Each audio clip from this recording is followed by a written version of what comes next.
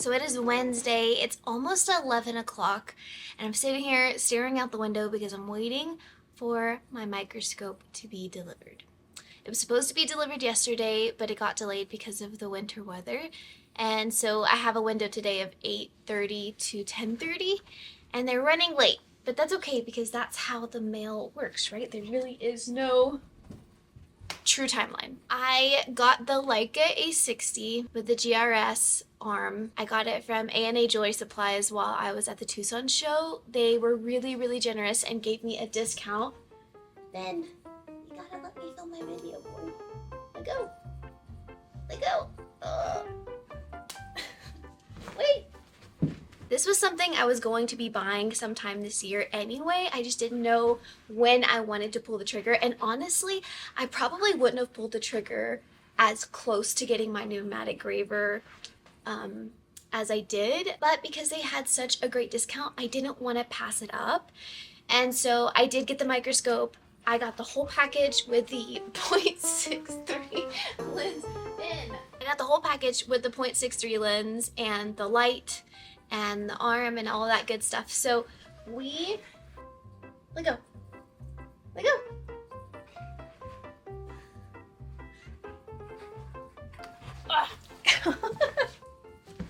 I wasn't sure which microscope I was gonna get. I was also looking at the Meiji M5. I think M5 might be just 5. And I also was looking at trinocular ones, so I put my camera through and you guys could have, like, you could see what I was seeing. But the trinocular microscopes are so much more expensive. And the Meiji 5 is less expensive than the A60. And it seems to have really good reviews, although people said that the field of view wasn't as great. Like the outer edges could be a little bit out of focus, whereas the Leica is in focus all across the board. But I had heard that the Meiji was still really good. And it's about, I believe, like $400 less than the Leica A60. So I was very tempted to go with the Meiji 5. I hope I'm saying that right, Meiji. I was very tempted to go with that one. I also found some gently used ones on eBay, so check out eBay as well. So I was thinking about that one, but with the discount that they offered, it was the same price as the Meiji. So I figured I might as well go with the top, A60 and get the ergonomic GRS arm. The reason why I chose to go with the GRS arm was because I had read that with the normal arm that it comes with, the standard arm, that it had some floating issues. Like sometimes it would float down, like almost as if it wasn't strong enough to hold the head up. And it didn't sound like it was a major issue, but there was that floating there. Sometimes I do believe in buy once, cry once. Some things are just worth the money, but you don't have to worry about it in the future. And so that's kind of how I played it with this particular tool. So I didn't want to have to deal with the floating arm. Having said that though, this arm does have to be mounted, whereas the other one has a vise, and some people might find that more valuable or might have to go with the vise one. So there is value in the other one as well. If you have the normal arm that comes with the Leica A60, please tell me what your experience is in the comments, because maybe you've had a really good experience and it can save someone else the extra money. Just from what I read, there were those problems that happened with a few different people. If you've had a good experience, please put it down. That way everyone feels like they have some options as well. And if you use any other types of microscopes that are cheaper than the A60, please put that in the comments as well. I heard that Verver does a decent job with their microscopes, but honestly, I had never looked into any of them, looked through them, other than that Leica A60. The first time I'd ever looked through a microscope was this past weekend at the Tucson Gem Show. I met someone named Mark Dupp. He was working the GRS booth. Look him up on Instagram. He is a really good engraver. So if you're wanting to follow someone that does engraving and just, watch, there's a lot you can learn just from watching people. He's really great. He's also a really funny, just nice dude. And sorry, I didn't mean to call you a dude. Nice guy. But he was working that booth and I got to sit and look through the microscope and make a few cuts and look at what he was working on under the microscope, sharp engravers under the microscope. And just having looked through it for the first time ever, I saw what I was missing. And I felt like going back to my studio without a microscope, like I was doing myself a disservice, kind of. Although there's a lot of stuff that you can accomplish without a microscope, obviously. I'm 4 years in and I'm doing well without a microscope. I'm just very eager to learn faster and improve faster and just make like the highest quality of work that I possibly can, and this microscope is really gonna allow me to do that. So I'm really excited. I'll stop yapping. I'm gonna go make some coffee while I wait for them, a late coffee, and yeah, we're gonna set this up together. We're gonna look through the eyepieces together. I've only watched one kind of setup video. It wasn't setting up the whole system, it was just like adjusting the height of the head of the microscope and just trying to get your like vision focused. I saw one little video on Rio Grande's website. I should watch more. That way this video isn't a shit show. But yeah, maybe I'll have some time before they get here to do a little bit more research so this video goes more smoothly. But if you are interested in getting a microscope, hopefully this can shed some light on what you'll get in their packages. This is the same package that GRS themselves sell with the Acrobat arm, the Leica A60, the 0.63 focal lens, which is usually sold separate, and then the LED light that is also usually sold separate. So it all came together in one package, which is nice. But yeah, let's go make some coffee.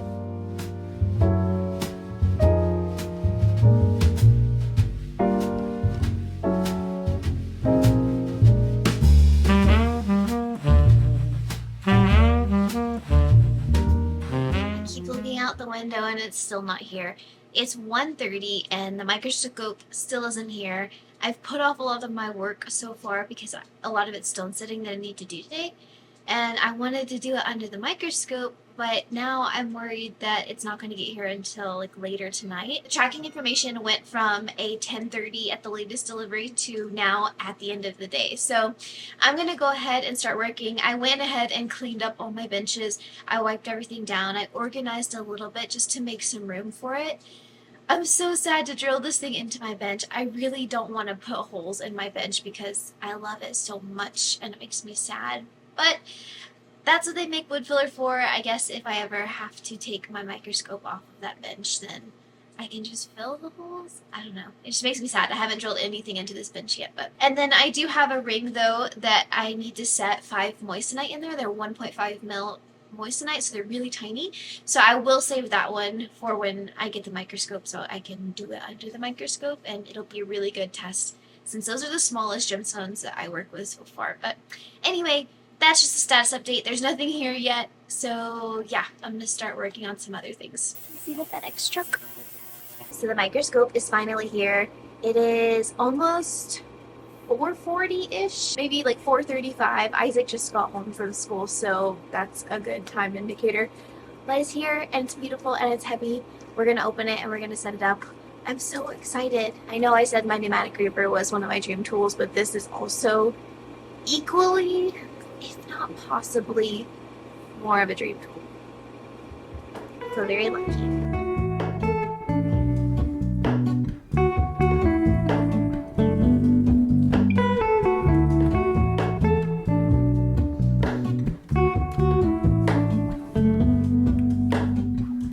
Hello, Ramona. I can't shake the simplest feeling. I know that this needs to be mounted first, and I probably should just go ahead and mount this before I open the head of the microscope.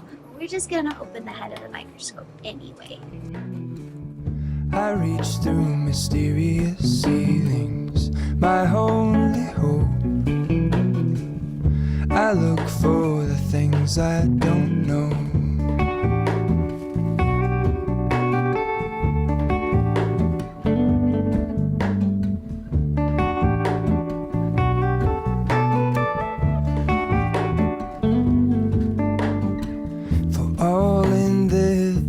I stand alone. Show me where the ending goes. Honestly don't. I should be the last to know. We're all in this. This is how I like to measure. Just go straight back. There we go. that's the center of the bench. This is why Tom is really good for these kinds of projects, because I tend to do things like that, and he will measure and mark and measure and mark, but I trust myself, you know? You're about to drill into this beautiful bench, but this is what it's made for. It's made to be worked on and used. Use a 1/8 inch drill bit. I'm doing it. Let's do it.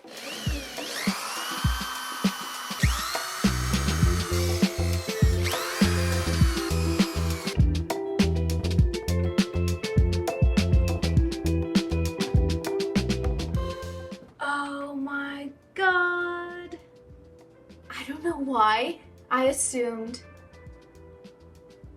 that my stencil was supposed to go horizontally. Holy shit.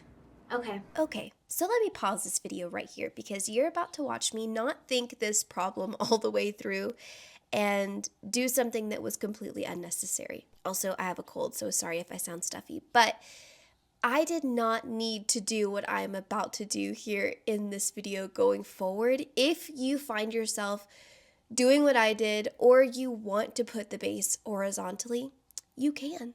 This is the benefit of it being an acrobat arm, and to be able to turn 360 degrees, I could have just turned the head. So yeah, I felt like an extra dummy after someone pointed that out. So yeah, I hope you guys enjoyed that bit of a mess right here. It's no big deal. That's what they make wood filler for. I'm gonna match it. I'm gonna color match that wood filler. Where's my stencil? I think I ripped it up.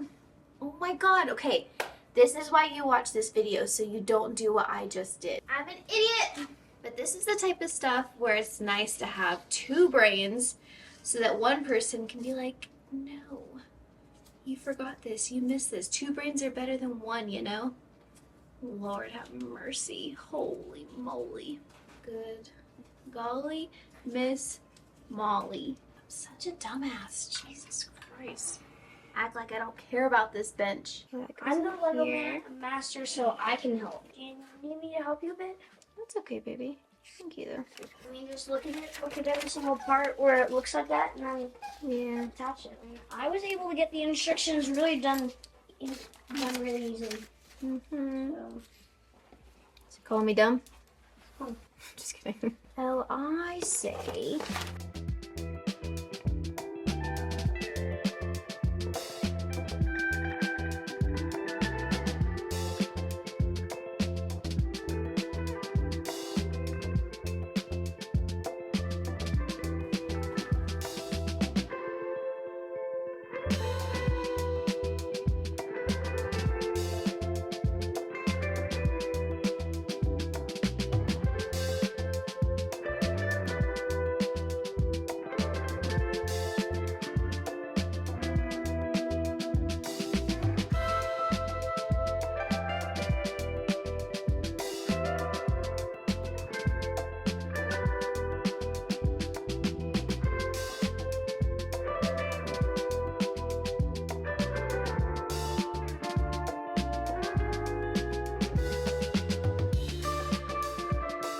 Okay, so it's the next day. I've got a huge mess in here, but I finally got everything like set up and tweaked last night, and it was about 11 o'clock at night because once we went out and ate dinner and drove around, and it was snowing a lot last night, and so we were just driving around and enjoying the snow, and then came back and finished this up. I'm so excited, y'all. It's just as good as the one, obviously, that I tried out with Mark at the GRS table at the gem show. And yeah, I feel so freaking lucky. This was a tool on my dream list for so long, and I can't believe that it's finally here, and I can't wait to see what I do with it. I planned on possibly taking a class with GRS, which I still want to do. It just happens that the classes fall at the same time as, like, the same time of the year. It's at the end of April, beginning of May, and I would have to go travel there, get a hotel, and then in May my little sister graduates in Texas, so I have to go there, and then in June my best friend's birthday that I'll be going to see her, and so I just don't feel like I should be going back to back like that, and possibly try and save some money. So I think I haven't decided for sure yet, but I think I'm gonna just go with the Micro Setting Academy with Bernard Fine Setting. I think I'm gonna sign up for that and take his classes over the course of this year. I think those courses or those classes you get for a year, and then you don't have access to the class anymore. So I think I'm gonna take his class and then just kind of reevaluate and see what I need. But I've heard really, really, really good things about it. So now that I have a microscope and a pneumatic graver, I feel really like more equipped to do something like that. So anyway, let's first real quick, you're gonna see I didn't talk over me setting this thing up because it would have taken so much longer. There's just so many pieces. So I tried to show everything that I was doing so you guys could see. There were a few mistakes that I made that I want to talk about. Mistakes that I also thought were mistakes that didn't end up actually being mistakes, and they were pretty freaking big. So this is why I like to film my like setup videos, my first time trying something new videos, because I feel like these are really good, quick, easy ways to learn. When you go to set yours up, you're gonna remember, oh, she fucked that up, like let me not do that. So first off, it was obviously the base. I put the stencil on the bench horizontally just because I assumed it. Most of the times when people are making jewelry tools, they're trying to save space, and horizontally it would have saved more space. I drilled the holes, then put the base up against the bench and realized that the bench, or like the base was vertical. And if I would have stopped and thought about it and not been so rash, I'm gonna blame it on the fact that I didn't eat. I would have thought, just turn the whole arm and head. Like leave it horizontal. You got a 360 rotating one for a reason. Rotate it. So please don't be like me. If you do it horizontally, if you drill your base in horizontally of your arm, the GRS one, it's okay. It will work out. You don't need to drill another 4 holes, which is exactly what I did. It's not a big deal though. I'm not gonna cry about it. It was shocking at first because I didn't want to put holes in this bench, but I'm just gonna wood fill them and stain the holes. So that was mistake number 1. And then mistake number 2, which wasn't a big deal, it was putting the headrest on. I wish I would have put the headrest on before I put the actual head of the Leica onto the arm. It just would have been a lot easier.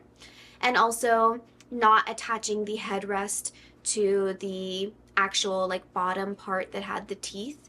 I first attached that together, and you guys see me doing that, and then I took it apart and attached it to the Leica separately like you're supposed to do. And so that was mistake number 2.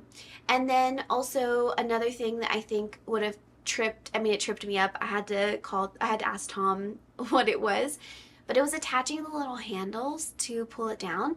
I was looking for a round hole like anywhere on the arm of this microscope, and it was what did they call it? I don't remember what they called it, but it was some kind of screw that has a square backing on the head of the screw. And so you're not looking for a round hole when it comes to the handlebars that pull it down. You're gonna put it in the little square hole. So I did get a little clip of that, and I'll put it right here so you know what I'm talking about. But that one was one that tripped me up as well. Everything else was pretty intuitive, pretty self-explanatory. Honestly, a lot of it is already put together. You just have to put those pieces together.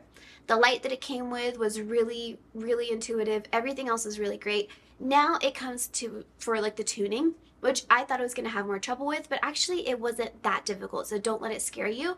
I'll try and give you my best explanation.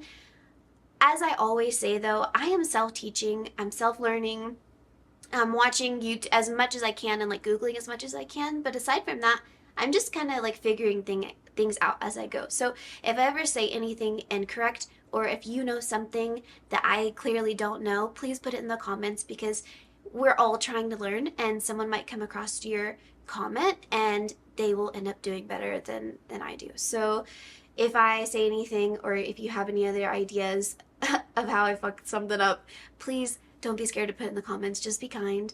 But yes, let me show you how I adjusted the microscope, and oh, it's so good. Okay, let's look at all the little settings. So this little knob down here, if you twist it, it's going to raise the head of the microscope up or bring it down. If you raise this, it's going to raise your lens up and down. So it's also going to zoom you in or zoom you out without moving your head up and down.